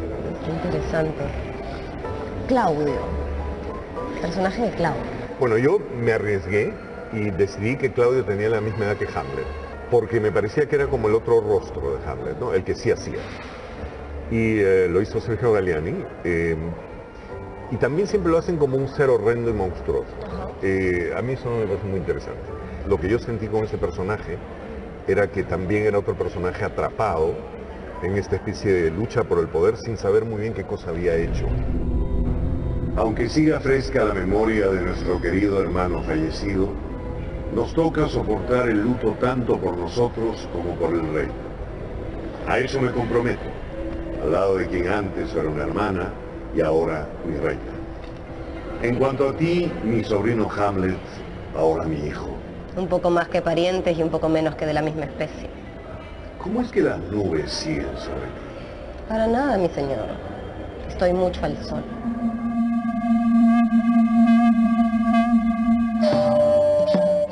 Dios, ¿cómo ha pasado esto? Solo 2 meses muerto. No, ni siquiera 2. Un rey tan excelente, tan bondadoso como mi madre, que no hubiera dejado que los vientos del cielo la acariciaran con dureza. Cielo y tierra, ¿debo yo responder? ¡Ay! ¿Por qué hizo ella esto? Fragilidad, tu nombre es mujer. Larga vida, Su Alteza. ¡Horacio! ¡Ay! No sabes qué contento estoy de verte. Va a haber que enseñarte a beber antes de que te vayas. Su Alteza, vine a ver los funerales de su padre. A la boda de mi madre, querrás decir. He sido muy rápido, es cierto. He visto a mi padre, Horacio. ¿Dónde? En el ojo de mi mente. Lo vi una vez, un buen rey. Pero creo haberlo visto anoche. ¿Verlo? ¿A quién? Su padre, el rey. ¿Al rey? ¿Mi padre?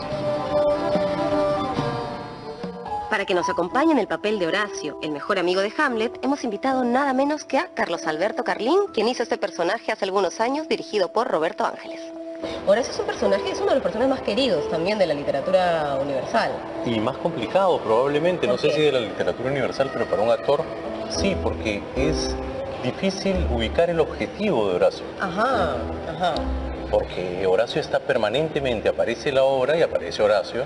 Horacio cierra la obra y Horacio está a lo largo casi de todas las escenas, pero no sabes cuál es su motivación, no sabes por qué está ahí. Es casi únicamente el amigo de Hamlet, ¿no? Exacto, es como el gran testigo además, sí, ¿no? Exacto, y el encargado de contar la historia. Exactamente. Pero como actor, asumirlo y poder construir en base a la información que te da, no hay mucho, porque está presente, es leal a Hamlet, es su amigo, lo conoce hace mucho tiempo, pero ¿por qué está ahí? ¿Y qué motivación encontraste cuando hiciste el montaje, Roberto? Encontré un eje fuerte en la lealtad, ¿no? Y la presencia, pero te confieso que fue complicado saber por qué Horacio estaba permanentemente ahí, ¿no?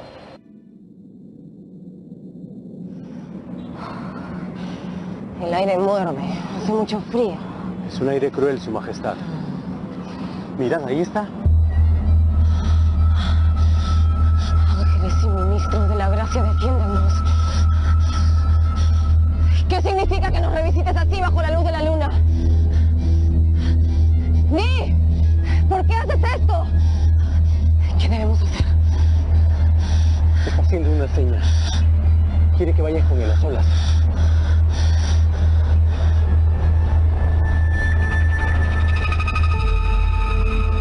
La hora casi ha llegado en la que debo entregarme las tormentosas llamas de azufre. Escucha lo que te voy a revelar. Habla, te escucho. Y me vengarás cuando me escuches. ¿Cómo? Soy el espíritu de tu padre, condenado de día al fuego y a deambular por la noche hasta que mis crímenes sean purgados. Pero si tú, Hamlet, alguna vez amaste a tu padre, venga su asesinato. ¿Asesinato? Se ha dicho que una serpiente me mordió mientras dormía, pero esa serpiente lleva ahora mi corona. Mi tío. Esa bestia adúltera, incestuosa. Si tienes naturaleza en ti, Hamlet, no dejes que el lecho real de Dinamarca sea un catre para la lujuria. Recuérdame. Recordarte. Borraré todo recuerdo trivial de mi memoria. Todos los libros, formas, mi juventud. Te juro que te recordaré. Te recordaré.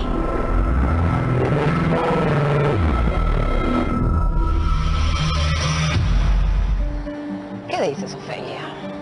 ¿Que el príncipe Hamlet se ha vuelto loco? ¿Loco por tu amor? No lo sé, pero eso temo. Me tomó de la muñeca muy fuerte y se me quedó mirando muy raro. ¿Le has hablado con dureza?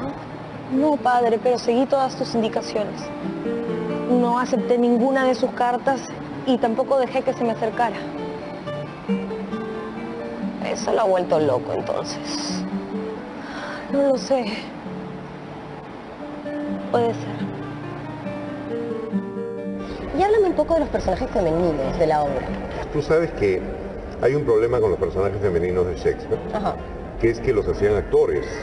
Que además eran chicos que no tenían barba y no les había cambiado la voz. Entonces ya con eso entras a un territorio muy particular. O sea, Lady Macbeth la hizo un chico de 16 años con voz de pito y sin barba. Entonces, ¿cómo resulta convincente eso?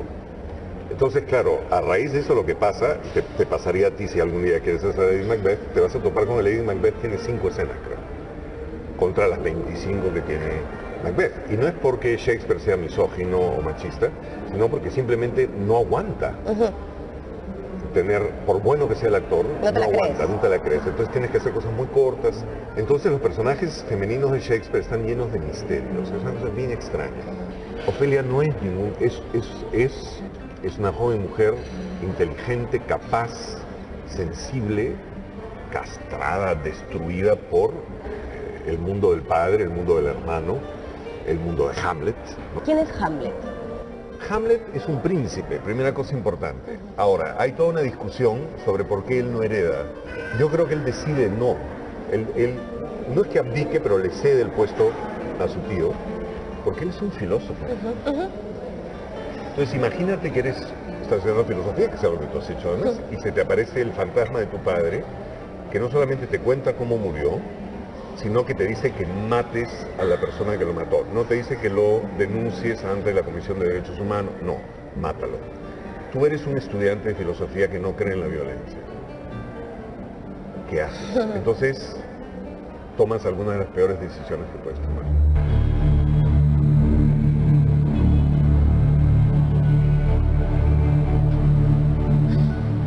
¿Eres honesto, Ofelia? Mi señor Hamlet. ¿Eres bella? No sé qué quiere decir con eso. Yo te amé alguna vez. En efecto, eso me hizo creer.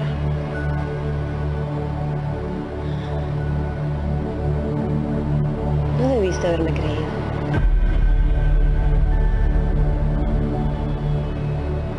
No te amo. Entonces yo fui la más engañada. Vete a un convento. ¿Por qué habrías de traer al mundo pecadores? En mi caso la honestidad me es indiferente, pero aún así podría acusarme de tales cosas que más le valdría a mi madre no haberme parido. Soy orgulloso, vengativo, ambicioso, con más ofensas encima que pensamientos sobre ellas, imaginación para darles forma, tiempo para hacer algo al respecto. Vete a un convento.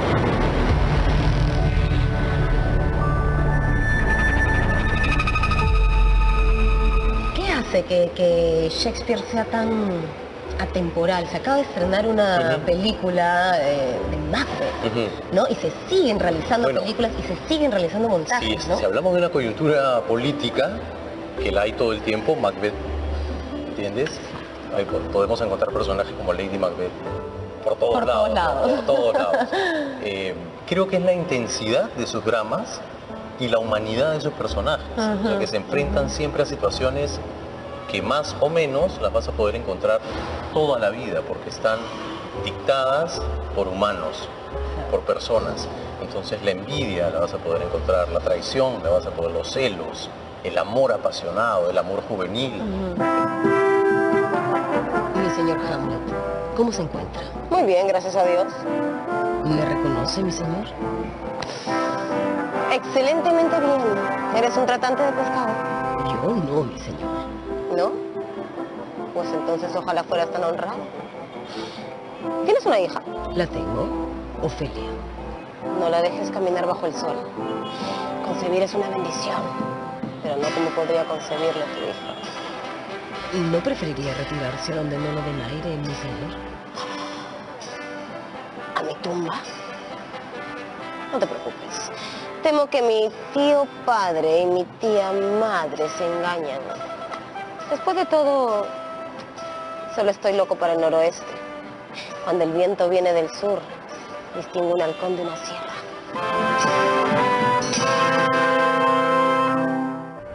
de ser o no ser, ¿por qué es tan paradigmático? Yo creo que hay dos cosas. Una es perfecto, lingüísticamente, en inglés sobre todo es precioso. Pero lo otro creo que toca el tema fundamental, actúas o no actúas. O sea, vives y enfrentas o te ausentas y no enfrentas. ¿Eres espectador o juegas el partido? Exacto, ¿no? De alguna tal manera. cual. Y es un monólogo, además tú sabes que hay varias versiones, porque hubo una versión pirata que se publicó primero, Shakespeare después la corrigió, hay escenas, hay versiones donde hay monólogos que no están en las otras, y en algunas está antes de la escena con Ofelia, y en otras está después de la escena con Ofelia. Ah, sí. Sí. O sea, una de las cosas que tú tienes que decidir como director es dónde la pones. Querido Horacio, habrá una representación esta noche para el rey. Una de las escenas se parecerá mucho a la muerte de mi padre. Te suplico que aunque sea con el juicio de tu alma observes a mi tío. Si su culpa escondida no se manifiesta, entonces es un maldito fantasma el que vimos y mi imaginación es demasiado torpe. Míralo bien, porque mis ojos se clavarán en su cara y luego ambos combinaremos nuestros juicios. Así será, mi señor Hamlet.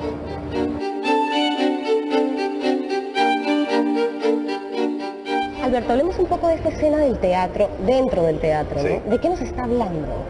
A ver, yo creo que, entre otras cosas, Hamlet también es un manifiesto de Shakespeare sobre el teatro.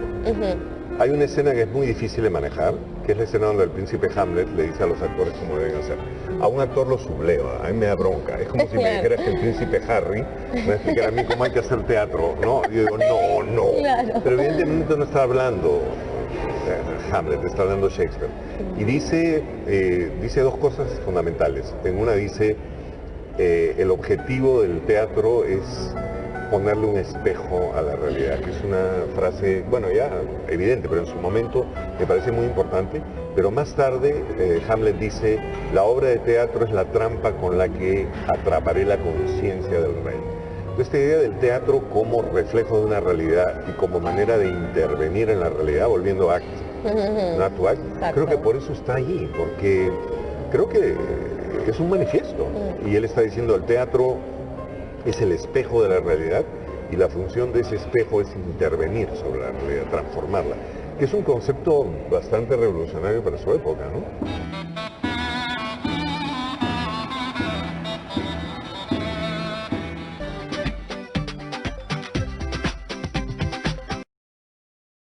Los sábados a las 9 de la noche. Padre, está muy alegre.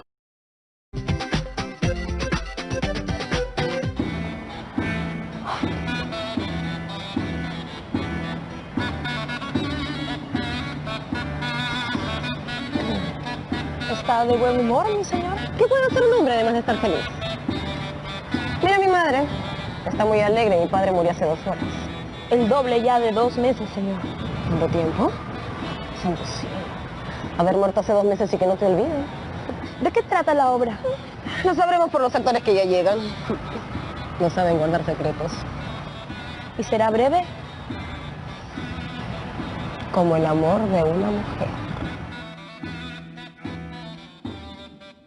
Uno de los personajes más importantes de la tragedia de Hamlet es Gertrudis, la madre del protagonista. Y en esta oportunidad hemos invitado a Ana Cecilia Nateri para que lo interprete. Dicen que Gertrudis es uno de los personajes olvidados, de los personajes shakespearianos, porque no se sabe bien qué pasa con esta mujer. De verdad que tú cuando ves algunas versiones de Hamlet, no sabes bien qué hay detrás de ella, quién es esta mujer. Es ambiguo, es misterioso, ¿no? Tú no sabes si es una mujer realmente que ama al hijo o es una mujer ambiciosa o egoísta. Le encanta el poder. Pero puede ser todo a la vez también, Puede ¿no? ser todo a la vez. También podríamos decir que es una mujer que está un poco a la expectativa, un poco detrás. Pero por otro lado, podrías decir, esta mujer sabía que Claudio mató al rey, ¿no? Claro. Tenía un affair con Claudio antes que el rey muriera. Las preguntas que quedan, ¿no? Ama realmente a su hijo. ¿Desde cuándo están juntos? Exacto. Ella quiere el poder. Y por eso creo que también es tan contemporáneo y tan actual, ¿no? Ay, Jimena, Parece que la vida no avanzó en ese sentido. Los seres humanos somos exactamente los mismos. Buen Hamlet, borra esa oscuridad. Haz que te veamos como un amigo de Dinamarca. Deja de buscar a tu noble padre en el polvo, porque todas las vidas deberán morir. Es lo que se estila. Quédate con nosotros una temporada, Hamlet. Te lo ruego. Haré mi mejor esfuerzo por obedecerla. Me encanta porque podemos darle varios... Sí, varias posibilidades. Tiene muchas posibilidades. ¿Cuál es el problema, madre? Hamlet, has ofendido mucho a tu padre.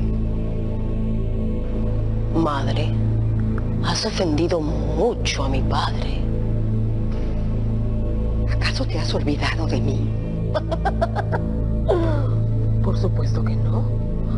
Eres la reina, la esposa del hermano de tu esposo. Y por más que no lo quiera, eres mi madre. Entonces traeré a quienes puedan hablar mejor que yo. Vamos, vamos, no te vayas. No te irás hasta que veas en el espejo tus partes más secretas. ¿Qué vas a hacer? ¿Acaso vas a matarme? ¡Socorro! ¡Auxilio! ¡Auxilio! ¡Ayuda! ¿Será una rata? Habrá que matarla.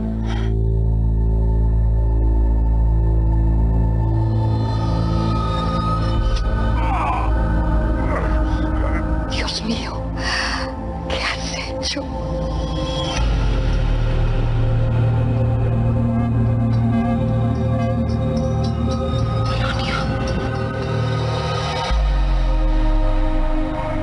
Me has partido en dos el corazón. Y entonces la peor parte, vida más pura con la otra mitad.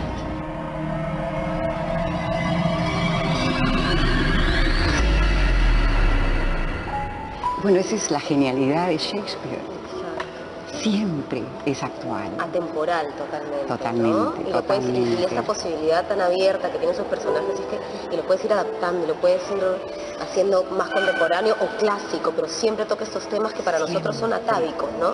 Fundamentales, fundamentales. Creo que Shakespeare también toca mucho situaciones arquetípicas o personajes arquetípicos que nos van directo a la médula. Exactamente. ¿No? Y creo que en sus formas, en su época, habla con mucha claridad, con mucha dirección.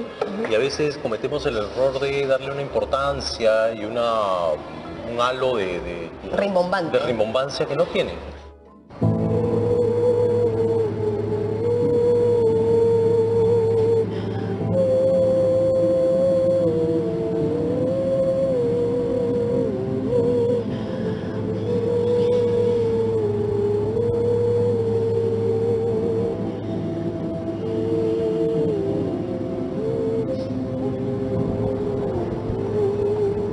Cayó al lloroso arroyo. Sus ropas se estiraron y flotó como una sirena mientras cantaba pedazos de viejas melodías como si fuera incapaz de verse a sí misma en peligro, hasta que sus vestidos se pusieron pesados de tanto beber. Me arrebataron a la pobre de su canto, hundiéndola en la fangosa muerte.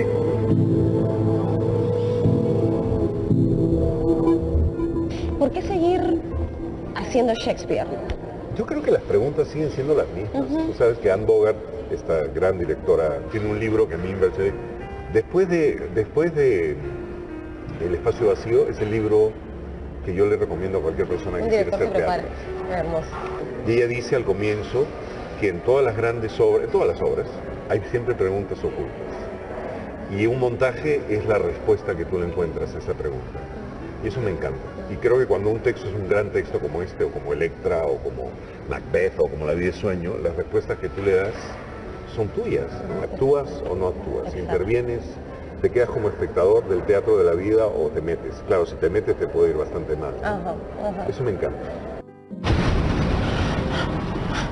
¿Qué ruidos de guerra son esos? Los soldados de Fortinbras se acercan. Bueno, Horacio, el potente veneno abrumó mi espíritu, pero vive para contar mi historia. El resto es silencio.